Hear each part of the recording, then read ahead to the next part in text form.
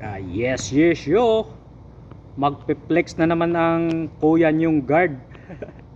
Dahil linggo ngayon, wala yung mga big boss natin. Kaya pwede mo nang magpakuya-kuya ang guardian nyo. Pagdating kasi rito pagka weekend, walang mga big boss kaya medyo pa-relax muna si Kuloko yung guard. Yun. Pa-pusing-pusing routine muna bago tawag ito, bago magseryoso sa trabaho.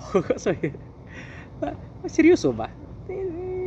Ano lang din naman, hindi mo naman kailangan talaga magiging seryoso sa buhay sa ganitong trabaho. Kailangan lang naman natin talaga magiging mapagmasid.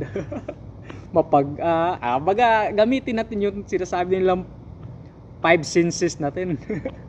Para di mo naman kailangan ang tawag dito, yung titig na titig sa bawat sulok ba. Hindi naman magpakuya-kuya ka.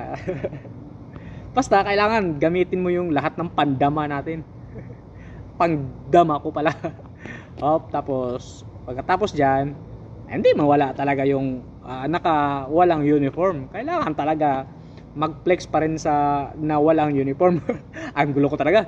Basta ganito yon. Wala rin kasi talaga akong naisip na sasabihin ganito pala. Ito na pala yung resulta sa isang linggong cheat meal. Nagiging 65 kilos na lang sana ako, tapos bumalik ako ng 67 kilos. Pero ayon sa mga napanood kong videos, hindi pa naman daw patch yung nadadagdag sa ating katawan pagka ilang araw o linggo ka pa lang na nag-cheat meal. Water retention pa lang daw yung ganun, lalo na pagka nanggagaling ka na talaga sa medyo mababang body fat percentage.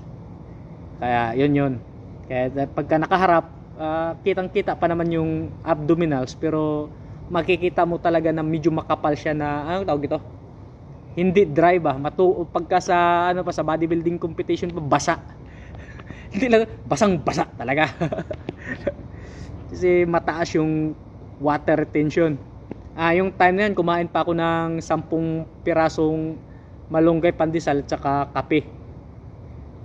Yun yung kinain ko muna nung umaga na yun bago nagpusing-pusing.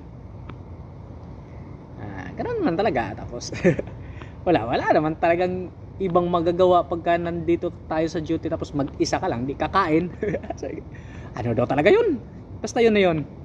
Wag nyo nang itanong, basta yun na yun.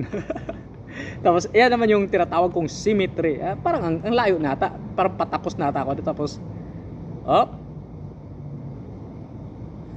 ito talaga yung napakahirap i-timingan talaga kung di mo rin kasi makikita sa sarili mo Ito naman kasi talaga mahirap pagka ganun tapos ito na yung posing routine na naman to. Tignan natin. Ang unang arangkada ko dito, Frank Saint style. Kasi yun naman, si Frank Saint kasi yan yung isa sa mga bodybuilder na hindi siya sobrang laki, pero napakaganda naman ng niya, aesthetic ba tawag nun, basta napakaganda ng hubog ng katawan niya. Yun nga lang, kaibahan lang si Frank Saint, maliit yung bewang niya, malapad yung shoulder, tapos napakaganda ng abdominals. Sa akin naman maganda pa rin yung abdominals ko, pero hindi lang ako nabiyayaan ng maliit na baywang at saka malapad na shoulder. Yan yung isa sa mga yung shoulder, pwede nating i-improve yung shoulder, pero yung bewang talaga, hindi na talaga yan, genetics yan Ang shoulder kasi mayroong paraan palakihin yung side delt mo,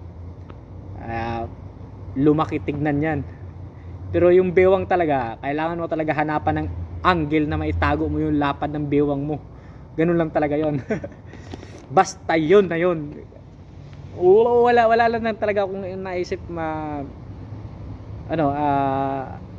tawag ito, yung pag-post ko pala nito una sa TikTok, meron akong ginagamit na audio o background audio, gusto kong i-post sa YouTube, para makaiwas tayo sa copyright, i-repost ko ulit sa TikTok, sabay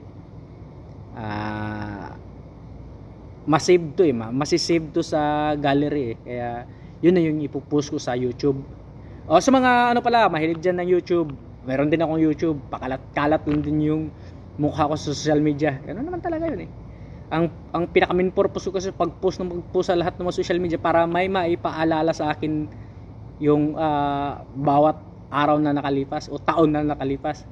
Sa Facebook, may, di ba, taon-taon talaga yan, ipaalala sa'yo yung story mo memories pala, hindi pala story. Ayun nga rin, pag sinabi kong ganito ganyan, naabot ko yung ganyan pag wala akong maipakitang ebidensya, hindi ako paniwalaan, kaya madali lang, sabi mo, search mo sa YouTube, makikita mo yung mga nagiging